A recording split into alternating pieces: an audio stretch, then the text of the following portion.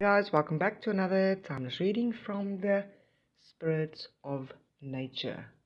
Know that love is the ultimate gift. You are developing love, you are becoming love, but it's very important at this point in time to have faith, not only in the universe but in yourself. There's a lot of your ancestors that would like to send you messages. So therefore, it's important to be patient and know that your frequency and vibration is the key to connecting with your ancestors.